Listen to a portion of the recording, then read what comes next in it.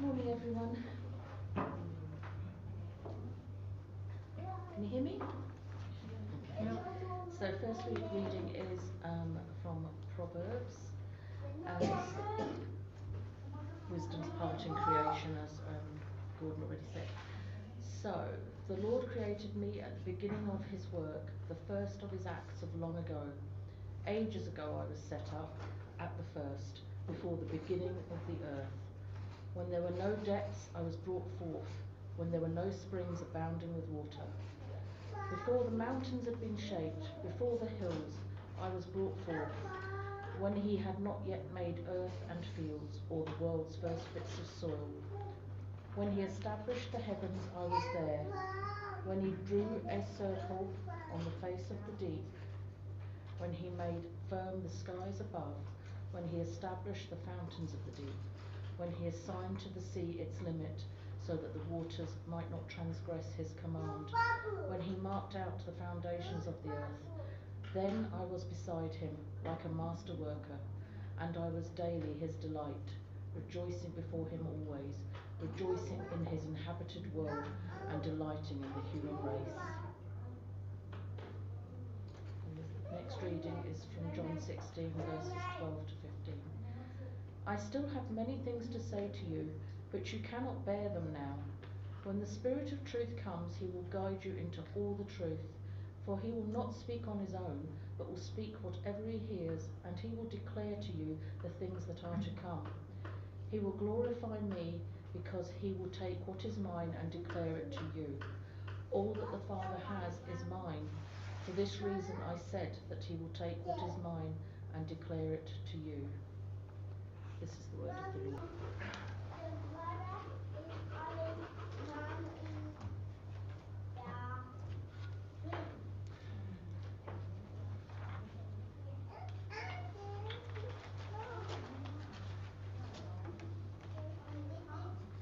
There's a story told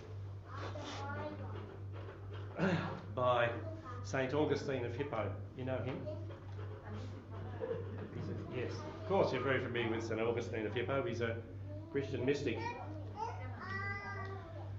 He wanted so much to understand the doctrine of the Trinity and to be able to explain it logically. So one day, as St. Augustine was walking along the seashore and reflecting on this, he suddenly saw a little child all alone on the shore. The child made a hole in the sand, ran to the sea with a little cup, filled her cup, came and poured it in the hole she'd made in the sand. Back and forth she went to the sea, filled a cup and came and poured it in the hole. I have a granddaughter who did exactly this thing just not that long ago. Augustine went up to her and said, "Little child, what are you doing?" And she replied, "I am trying to empty the sea into this hole." "How do you think," Augustine asked her, "that you can empty this immense sea into this tiny hole when with this tiny cup?" To which she replied, "And you, how do you suppose that with your small head you can comprehend the immensity of God?" And with that the child disappeared. I think a very appropriate story for Trinity Sunday somehow.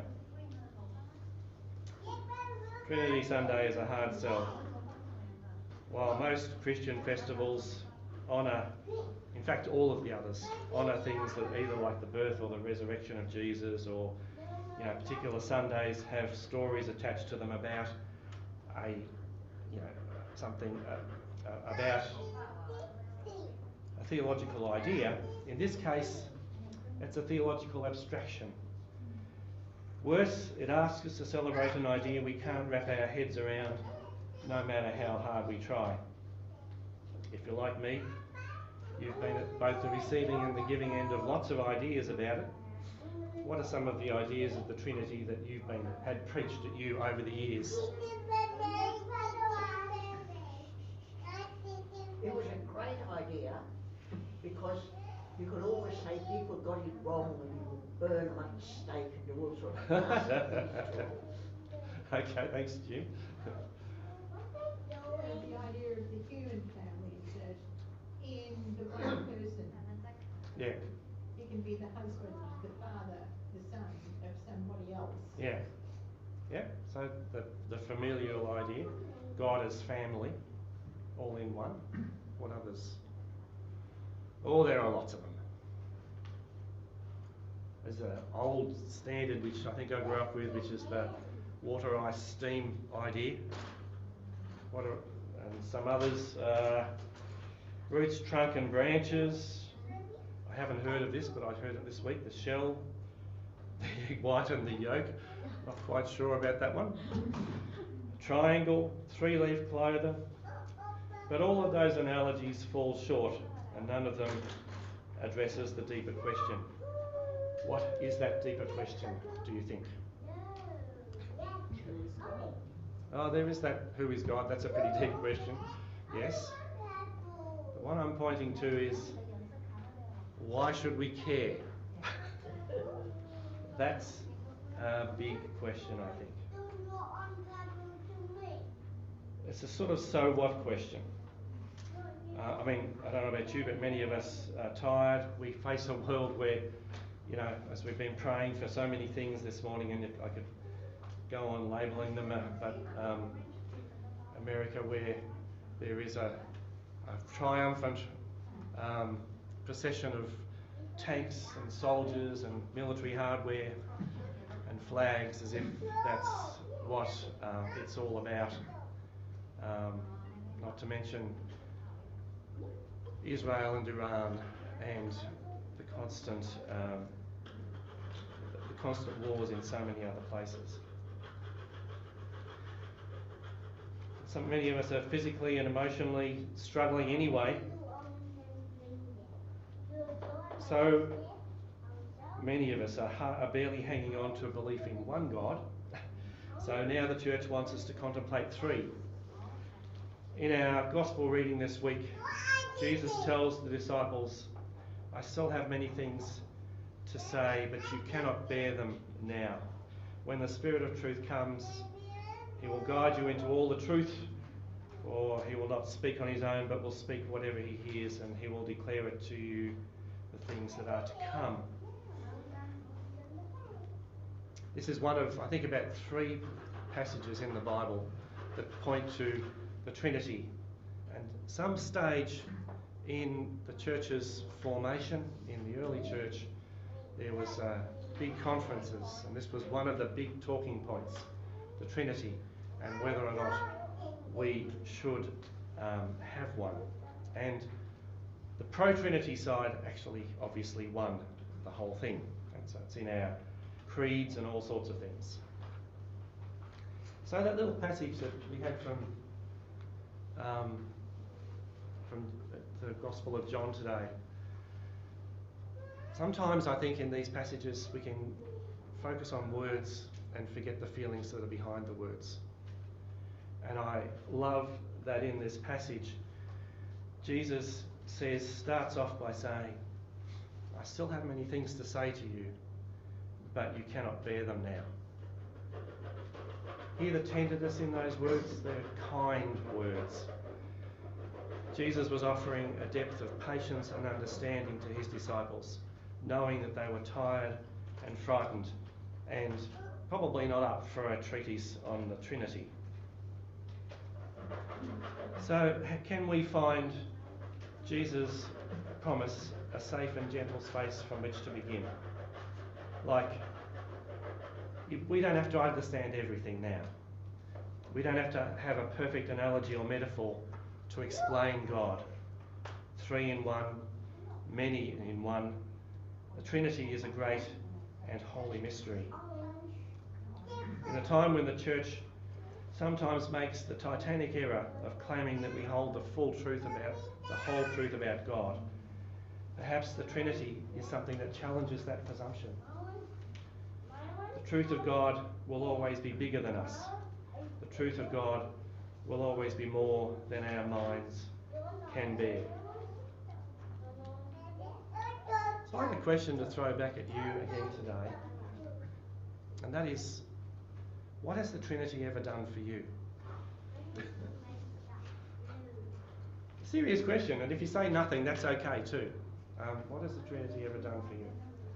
Because when we talk about the Holy Spirit, we talk about Sermon on the Mount, we've got a whole lot of stuff we can throw back about, yeah, hey, that's done really good things. What has the Trinity ever done for you? It's not a facetious question either, it's a real question. I'm not sure if this is what you mean, but when my niece, your granddaughter, was in hospital, I wore my Holy Trinity necklace as a prayer. And I mean, she's here, so So it's like a sign of God. Yeah. That's lovely. That's a lovely thing. And that's not about, that's again, what I like about that is that's not about head, that's about your heart, isn't it? Yeah. That's about a gift of love. I think it's very conceptual more than a being in and of itself, the Trinity. I think also, I grew up Catholic, so it's big there. Yeah. And my grandfather always used to refer to it as me, myself, and I. Versions of the same. I don't even like the word versions because I find it's species of the Lord that are present for us. The Holy Spirit works as species. That's the living Jesus inside me. Yeah. There's the Jesus experience on earth, and then there's the Almighty Creator. I mean, I find that that's God present in our life as opposed to we are the body of Christ. Yeah. So it's almost separatist and togetherness at the same time. I can't really. It's what you say. It's a mystery. Yeah. And I don't necessarily think we are tasked with understanding it fully. In fact, quite the reverse. We're given the out. Yeah. But I think you need to pursue it. Yeah. So the gift of mystery. Yes. Yeah. I like that too. Yeah, it's sort of it's a thing that is in a way the gift of mystery is a kind, compassionate gift from God as well, and maybe from the early church. I've got to say that that the way the church has lived out the doctrine of the Trinity through most of the church's life has not necessarily been helpful. The old, you could be burnt at the stake probably for not actually believing and saying that you believed in a creed that included a particular way of believing in the Trinity. That's not helpful, and I like to think that's not why the church established it in the first place. But there are ways in which we can reclaim that, I think. And a lot of that's to do with big cuddles. Yes, definitely. A lot of that is to do with that inclusiveness. One of the reasons why this is actually the right colour for today. On Trinity Sunday, we get the colour white in our liturgical round. It was Pentecost last week; it was red. Trinity is usually white. This is my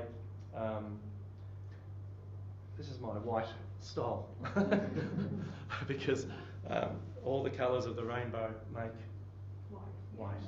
Yeah.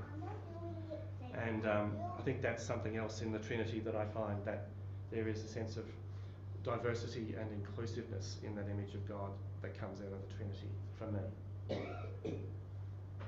So I guess in all that, and I like that's sort of sketched by somebody that was attempting to embrace this, not in words, but in images of the Trinity. I love El Greco. And so I invite you, I guess, and this Trinity Sunday, to reflect on the Trinity as however you envisage it and however you take it in, as a message of love being the way of the Trinity, and love in mystery.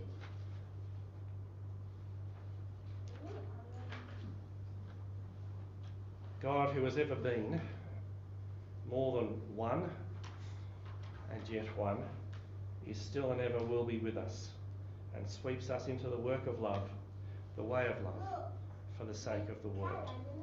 And I thought I'd finish with this, one of my favourite Mary Oliver poems called Mysteries. Truly we live with mysteries too marvellous to be understood. How grass can be nourishing in the mouths of lambs. How rivers and stones are forever in allegiance with gravity, while we ourselves dream of rising. How two hands touch and the bonds will never be broken. How people come from delight or the scars of damage to the comfort of a poem. Let me keep my distance always from those who think they have the answers. Let me keep company always with those who say, look, and laugh in astonishment and bow their heads. Amen.